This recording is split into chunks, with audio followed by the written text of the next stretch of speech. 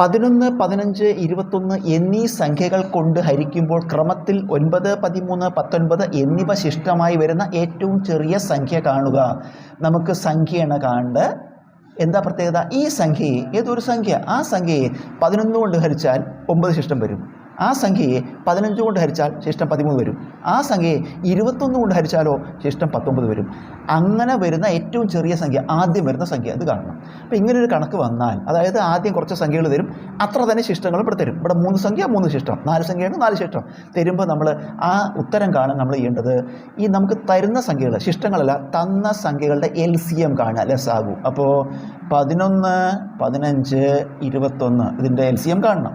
ഇതിനെ 3നെയും നിശേഷം ഹരിക്കാൻ പറ്റുന്ന സംഖ്യ ഇല്ല, കാരണം 11 പ്രൈം നമ്പറാണ്, അഭാജ്യ സംഖ്യയാണ്, ഹരിക്കാൻ പറ്റില്ല. ഇതിന് രണ്ടിനെയും നമുക്ക് 3 കൊണ്ട് ഹരിക്കാം. 11നെ ഹരിക്കാൻ പറ്റില്ല, 11 ഇറക്കിയിട്ടു. 15 ഹരിക്കണം 3, I3 15, 21 ഹരിക്കണം 3, 7 3 21. ഇപ്പോൾ ഇത് 3ഉം പ്രൈം നമ്പേഴ്സായി.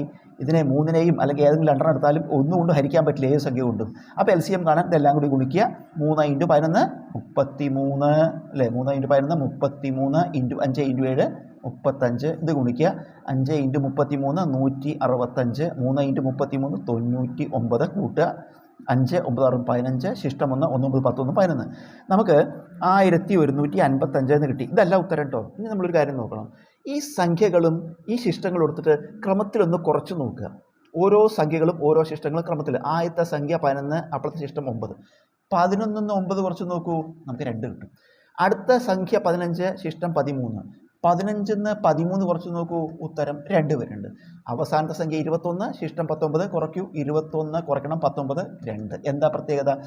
ഓരോ സംഖ്യയിൽ നിന്നും അതാത് ശിഷ്ടം കുറയ്ക്കുമ്പോൾ ഒരു തുല്യമായ സംഖ്യ വരുന്നുണ്ട്. നമ്മൾ എന്ത് ചെയ്യണം? അവസാനം ഈ കിട്ടിയ LC ഉണ്ടല്ലോ, ആ LC എത്തുന്ന ഈ കുറയ്ക്കുമ്പോൾ കിട്ടുന്ന തുല്യ സംഖ്യ ഉണ്ടല്ലോ, അത് കുറയ്ക്കുക. 1155 2 കുറയ്ക്കുക. ഉത്തരം 1153 ഉത്തരം.